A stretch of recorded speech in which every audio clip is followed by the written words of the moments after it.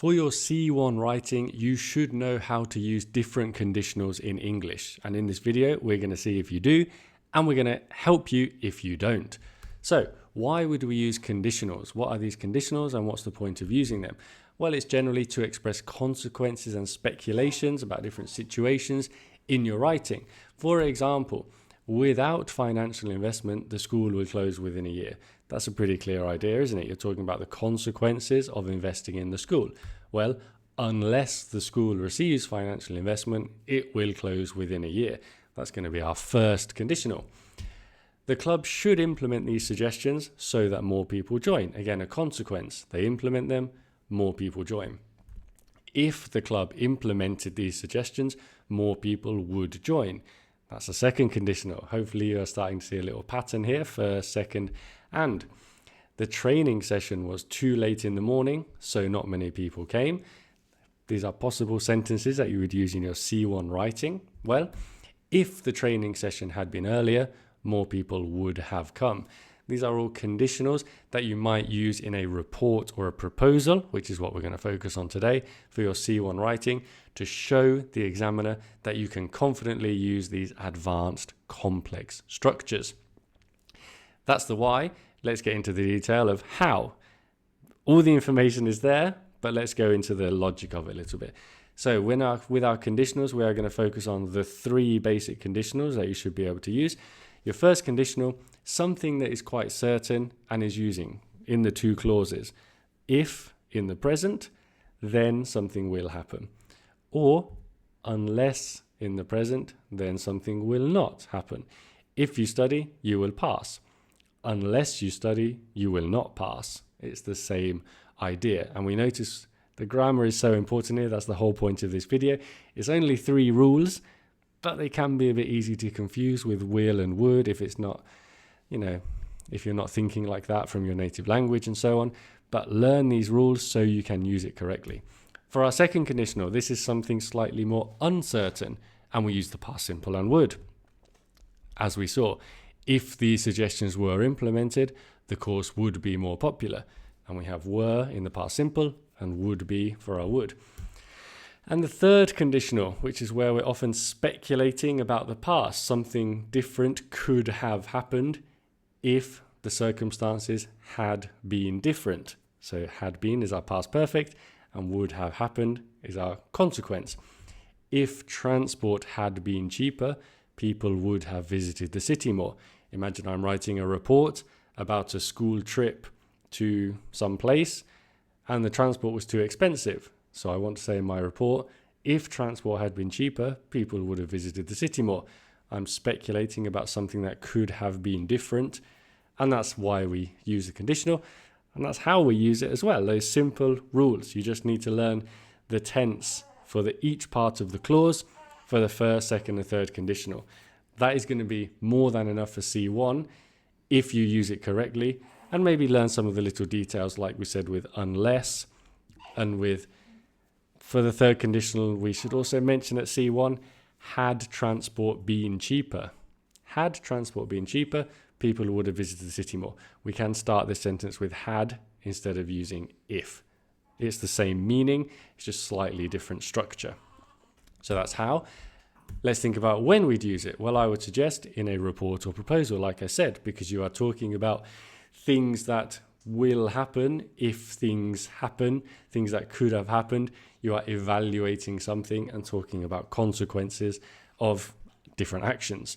That's very vague, but hopefully you know what I mean because you've watched my video about top 10 report proposal topics, and these sort of make sense because these sentences are taken from possible reports and proposals based on those questions.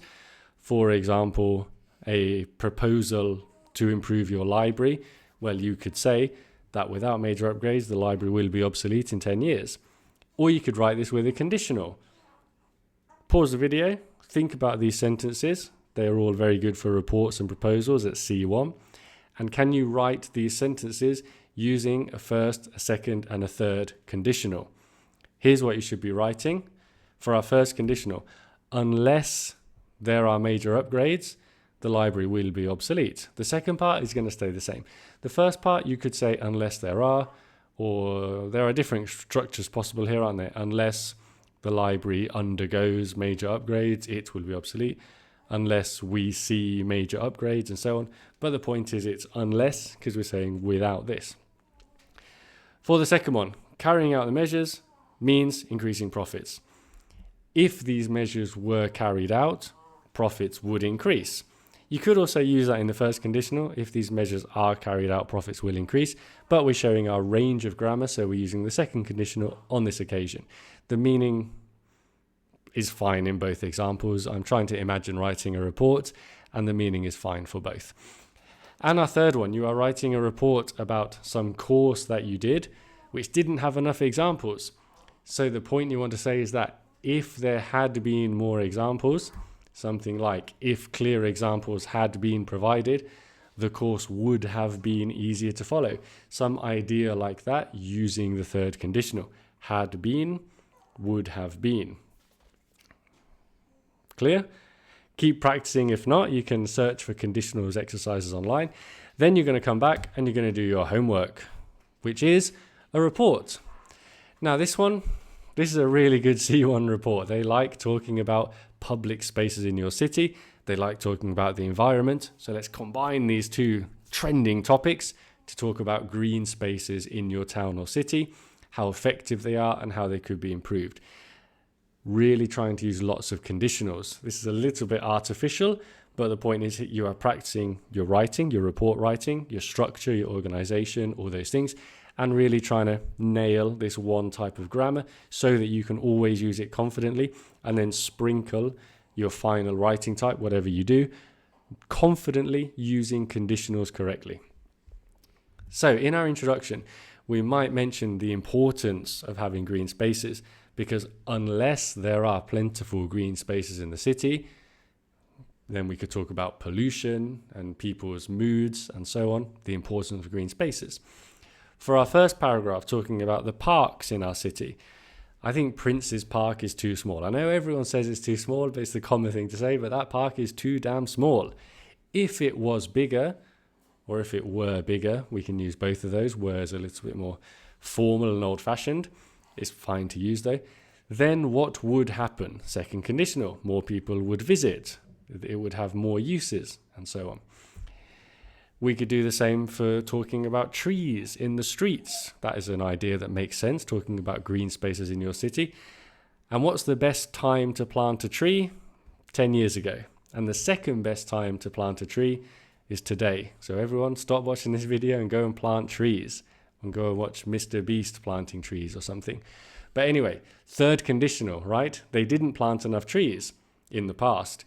If more trees had been planted by previous local government administrations, then now we would have, or we would have had, you can use a mixed conditional there. It probably makes a bit more sense to use a mixed conditional, but the point is you're using if more trees had been planted. You're showing that you can speculate about the past and use these conditionals correctly. In conclusion, typical report proposal phrase, if these suggestions were implemented, your suggestions about making the park bigger and planting more trees, then everyone in the city will be much happier and everything will become a great big party and we will become a utopia on Earth. Don't go that far, but make your nice clear conclusion. So you are now an expert in using conditionals. I hope that was useful. Goodbye. See you later.